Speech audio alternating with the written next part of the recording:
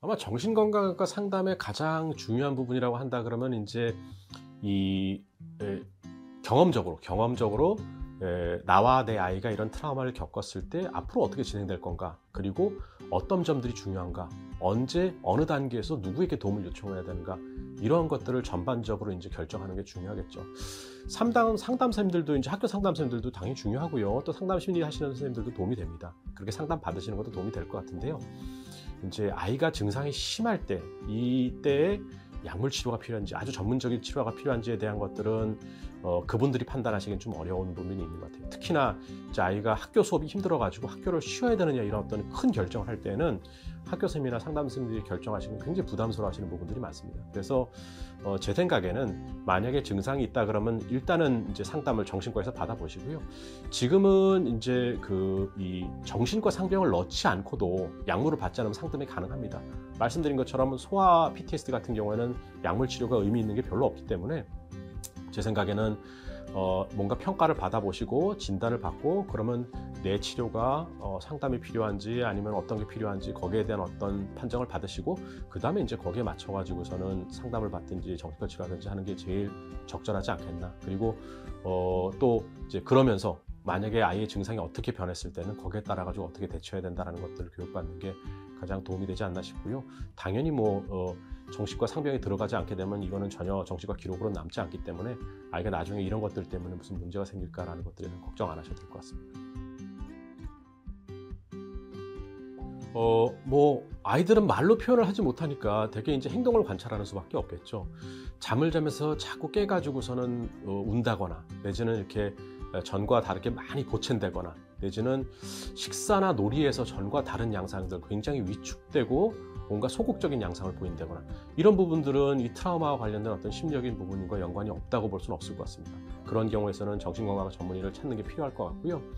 아까 말씀드린 것처럼 이제 퇴행이나 분리불안 같은 것들이 생긴다 그러면 이러한 것들은 어떤 이 정상적인 어떤 아이의 스트레스 반응에서 나타날 수 있는 거기 때문에 그거에 대해서는 이제 계속 다독거리고 그거를 갖다가 교정하거나 틀어잡으려고 하지 마시고, 아이가 조금 심적으로 안정이 될 때까지는 좀 받아주는 양상, 이런 것들로 보시면 될 것 같다, 이렇게 생각이 됩니다. 그래서 중요한 거는 아이가 일상적인 생활, 잠자고 놀고 먹고 이런 것들이 이전과 같으냐 다르냐, 이런 거에 대해서 가장 집중적으로 보시고, 그런 것들이 이제 특히나 초기에는 약간 다를 수 있지만 일주 이상 지속되거나 정도가 심하다 그러면 그때는 전문가를 찾아보시는 게 좋겠습니다.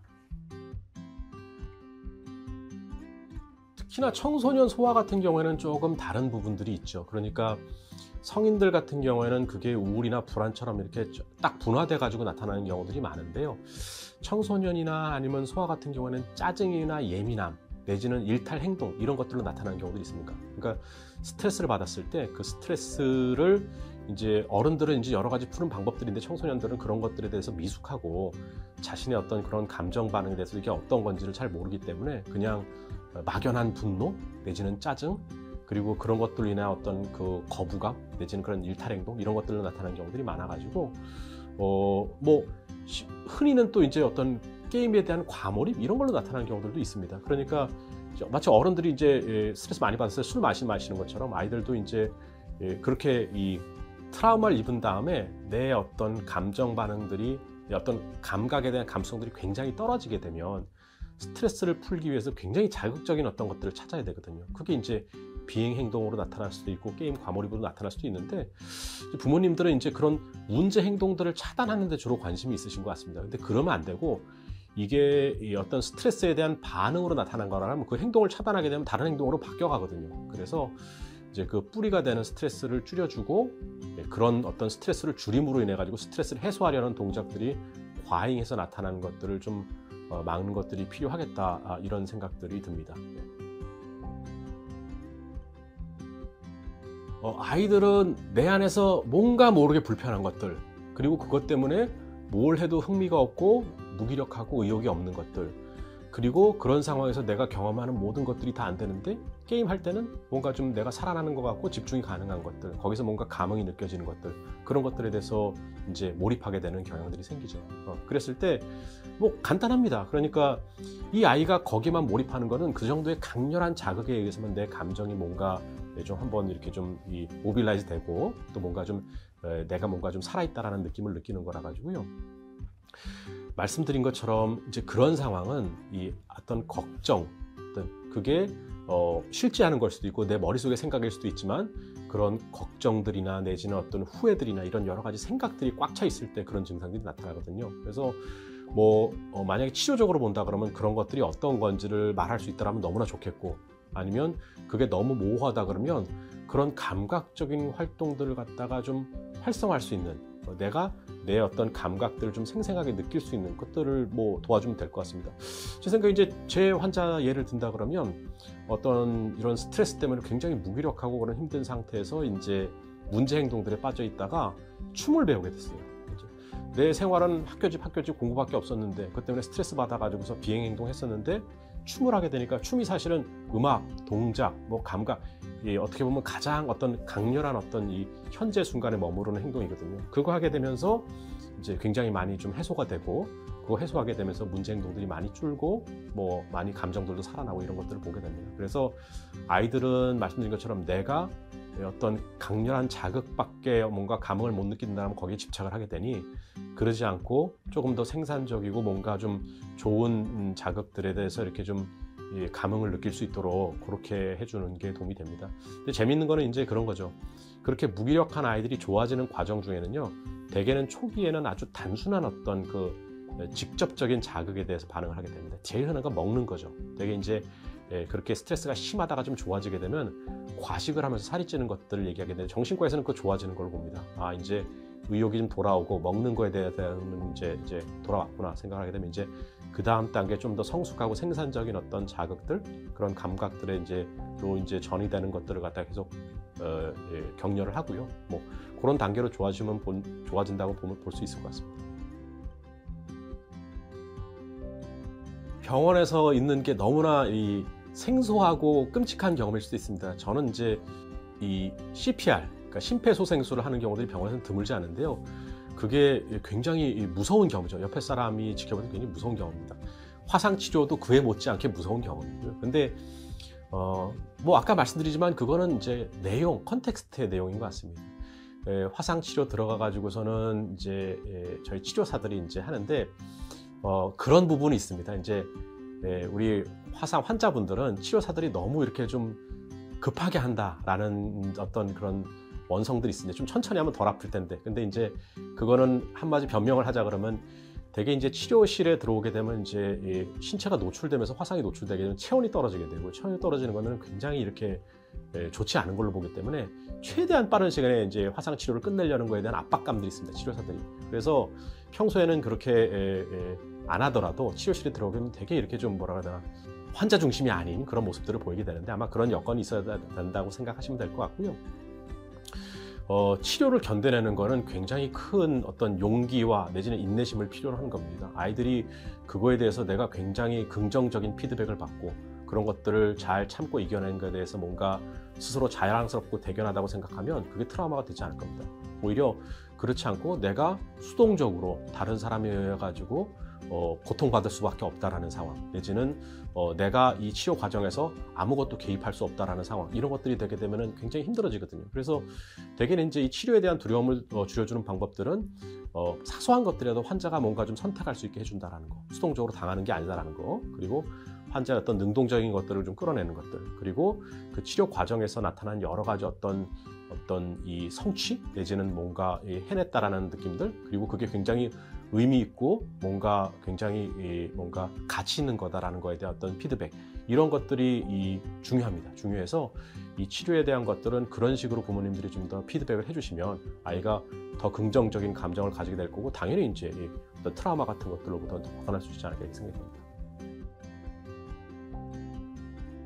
부모님들이 이제 아이가 화상 상처를 입고서는 평생을 살아가야 된다라고 했을 때 그런 것들로 인해서 나중에 불이익을 받거나 차별을 받거나 어떨까 하는 것들에 대한 것들을 어떤 이제 두려움이 생기죠. 두려움이 생기는데 잘 살펴보셔야 될 거는 그런 겁니다. 그러니까 내가 가지고 있는 화상 환자에 대한 편견이 결국은 내 아이에 대한 다른 사람들의 편견과 같은 겁니다. 그러니까 내가 장애인에 대해서 가지고 있는 감정이 내가 장애를 가졌을 때 남들이 어떻게 나를 볼까에 대한 것들은 직접적으로 연관되는 거죠. 그래서 어머님은 사실은 이제 아이가 그런 화상 때문에 계속 위축되고 남들한테 주눅 들고 그럴까봐 걱정을 하지만 사실 학생들을 보게 되면 그렇진 않아요. 뭐 피부가 태어나면서부터 좀 안 좋은 사람이 있는 거고 또 나는 뭐 이런 게 있지만 다른 사람은 다른 뭐 문제가 있는 거니까 그게 뭐 대수롭지 않다라고 생각을 오히려 이렇게 돼서 어떻게 하냐 내지는 뭐 이렇게 동정하는 듯한 어떤 말투들 내지는 이 어떤 이 장애를 가진 것들에 대해서 뭔가 차별적인 어떤 표현들 이런 것들이 사실은 뭐 화상을 장애라고 말하긴 하지만 화상 환자분들이 가진 어떤 불편감이죠. 그러니까 원하는 거는 그겁니다. 이 장애를 가진 분들이 원하는 거는 그런 거 하지 말아라. 아이고 장애를 가지고 이렇게 대단한 것들을 해내셨습니다. 뭐 이런 것들 내지는 뭐 장애를 가졌는데도 뭐 이런 이제 장애를 가진 어떤 훌륭한 이런 것들을 하지 말아라. 그냥 똑같이 봐라. 똑같이 보고 내가 장애를 의식하고 수밖에 없는 상황에서 그런 것들을 안 느끼게 해줘라. 그러니까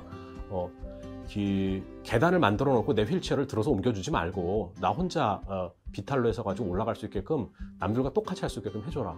그래서 내가 도움을 요청하지 않은데 도와주는 것들, 선심 써주는 것들 이거 별로 안 좋아합니다. 그래서 이제 이러한 어떤 여러 가지 이 장애인을 대하는 올바른 태도가 사실은 이제 보호자들에게 갖춰져야 하는 거겠죠. 사실은 보호자들이 자기 아이가 그런 것들이 있음에도 불구하고 그런 걸 가지고 있는 사람들이 별로 많지 않습니다. 내가 만약 그런 것들에 대해서 완전히 숙지하고 그런 것들을 받아들인다 그러면 사실 이제 그런 마음이죠. 내가 그렇게 하니 남들도 그렇게 할 거라고 생각을 하게 되고 그런 것들 때문에 괜히 위축되거나 아니면 불안할 필요가 없습니다. 그래서 이제 보호자분들이 생각하시기에는 아이는 훨씬 더 잘 적응하고 있다. 그리고 내가 그런 거에 대해서 과도하게 신경하고 의식하는 것들은 사실은 이제 어떻게 보면 내 마음에서 그런 것들을 뭔가 부정적이거나 아니면 뭐 편견을 가지고 보는 것들에 대해서 나오는 그런 결과일 거다라고 생각을 하시고선 그런 것들을 바꾸는 게 필요할 것 같습니다. 아이 입장에서도 어머니가 그런 것들을 걱정하고 불안해하기보다는 그런 것들을 신경 쓰지 않고 그냥 똑같이 대해주는 게 훨씬 더 자신감이나 내지는 적응하는 데 도움이 될 것 같고요. 뭐 화상 환자분들 돌아가서 이제 여러 가지 겪게 되시지만 그런 것들 때문에 내가 차별받아가지고 괴롭고 힘들다 이런 분들 사실은 이제 그렇게 걱정하시는 것좀 많지는 않습니다. 저희 이제 흔히 젊은 친구들은 그런 얘기들 많이 합니다. 내가 여자친구가 있는데 화상 당한 다음에 내 몸을 보게 되면 내 여자친구나 내 남자친구가 나를 거절할 것 같다 이런 불안들 되게 많거든요. 언제 이걸 보여줘야 되나 보여주고서 거절당하지 않을까라고 이런 걱정들 많이 하시는데 그렇지 않죠. 그렇지 않습니다. 이제 오히려 그런 것들에 대해서 더 안 됐고서는 이제 보살펴주고 싶은 마음이 생기지 그렇다 그래가지고 거절하고 이런 거 별로 없습니다. 그래서 아마 그런 것들은 어떻게 보면 많은 어떤 편견이나 아니면 이런 것들이 많이 영향을 미치는 것 같고요. 그래서 그런 부분들은 이제 어떻게 보면 장기적으로 해결해야 될 부분이지만 작게 시작하면 내 마음 안에서 뭔가 내가 좀 털어내고 바뀌어야 될 부분이라고 생각하시는 게 맞을 것 같습니다. 우리나라는 아직도 많이 좀 문화가 다른데 이 화상을 입고 이렇게 길거리에 나서게 되면 뭐 하다 다쳤냐, 왜 다쳤냐 이런 걸 물어보는 사람들이 있습니다. 이게 대단히 예의 없는 그런 질문인 거죠. 아까 말씀드린 것처럼 뭐 그런 거죠. 그럴 만한 이유가 있었다라는 어떤 설명이 있어야지 이제 안심이 되기 때문에 그런 굉장히 무례한 일들을 하게 되는 건데요. 뭐 외국 같은 경우에 보면은 관광지에 그렇게 화상이 심한 사람들이 돌아다니는 거 드물지 않습니다. 당연히 뭐 장애인들도 많고요. 그런 것들 때문에 뭔가 위축된다라는 것들은 이제 제 생각에는 장애인 분들도 이제 과감하고 좀 용감하게 이렇게 좀 부딪히실 게 필요할 것 같고요. 사회에서도 당연히 이제 그분들이 활동하시는데 아무런 제약이 없도록 해야 되고 그런 인식 개선도 많이 필요하고 그런 게 있을 것 같습니다. 개별 환자분들 입장에서 보면 사실 그런 어떤 질문을 듣거나 시선을 받았을 때 굉장히 불쾌한 게 사실인데요. 말씀드린 것처럼 이제 그런 거에 대한 어느 정도의 이해가 뭐 내 나름대로는 있어야 되겠죠. 그러니까 그게 무례한 거는 당연한 거고요. 그거는 절대로 해서는 안 되는 행동인데 아까 말씀드린 것처럼 이렇게 장애인을 보는 것들에서 뭔가 시혜적인 관점들 내지는 뭔가 왜 그랬는지에 대한 어떤 납득할 설명이 있는 것들을 원하는 그런 어떤 미숙한 어떤 인격들 이런 것들이 이제 문제가 되는 거기 때문에 그렇게 보시고 이해를 해야 되는 거고 아마 적응법은 사실 사람들마다 다른 것 같습니다. 어떤 분들은 그냥 무시하시는 분들도 있고 어떤 분들은 그런 것들에 대해서 그냥 유머로 넘어가시는 분들도 있고 그런 건데 제 생각에는 제일 안 좋은 거는 그런 것들이 두려워서 방 안에 틀어박혀 있는 것들, 사람들 피하는 것들, 이게 제일 안 좋습니다. 한번 그런 것들 경험하고 내가 잘 극복하고 나게 되면 다음에는 사람들 많은 데 가는 거 전혀 불안하지 않고요. 많은 환자분들이 아주 심한 화상에도 불구하고 그런 것들을 잘 극복하고 사회생활 잘하고 계시고, 내가 부딪히면 부딪힐수록 더 자신감이 생기고 더 의연해지고 더 신경 안 쓰게 되니까 그런 것들은 어떻게 보면 이제 사회에 적응하면서 어떤 필요한 어떤 경험이지 않나 이렇게 생각이 됩니다. 살아가면서 불운한 일들이 수도 없이 많이 있습니다. 우리가 기억하는 것도 있지만 기억하지 못하는 것들도 있습니다. 그 위험들이나 불운들을 다 피할 수가 없습니다. 우리가 그런 것들을 다 살피고 다 피하겠다고 생각하면 우리 인생은 그런 것들에 대해서 두려워하고 그런 것들을 걱정하는 걸로 다 차게 됩니다. 아이들 생활도 절대로 그래서는 안 되고요. 뭔가 불행한 일들이 있더라도 다시 또 희망차고 새로운 것들에서 도전하고 적극적으로 이겨내는 것들이 필요할 것 같습니다. 아마 아이들은 부모님의 어떤 모습을 보고서는 그대로 닮아가기 때문에 부모님들이 한번 이렇게 큰 일들을 겪게 되시면 늘 이렇게 또 조심스럽고 불안한 마음들이 생기는데, 제 생각에는 늘 주변에 있는 어떤 이 위험한 요소들에 대해서 내가 늘 불안하고 경계하는 것보다는 이제 불행한 일들이 계속 반복돼서 오는 경우는 많지 않지 않습니까? 오히려 내가 그 위험을 피하려고 하는 그런 노력들이 더 나를 위험에 빠뜨리는 경우들도 많이 있습니다. 그래서 그런 것들에 대해서는 아이를 봐서라도 또 나를 위해서라도 조금 더 의연하게 하시고, 처음에 이런 사고를 당하시게 되면 굉장히 세상이 위험하고서는 엉터리처럼 보이지만 사실 우리나라가 굉장히 안전한 나라고요. 계속 많은 사람들이 그 안전을 위해서 신경 쓰고 준비하고 있습니다. 그래서 그런 것들을 믿고 이제 부모님들도 이제 그렇게 위축되지 않게 생활하고 아이들도 좀 위축되지 않고 당당하고 자신 있게 이렇게 생활하는 그런 어떤 습관들로 이제 변해갔으면 좋겠다 이런 말씀드립니다. 열심히 들어주셔서 감사하고요. 좀 모쪼록 작은 도움이나마 됐으면 좋겠습니다. 한강성심병원 정신과 이병철이었습니다. 감사합니다.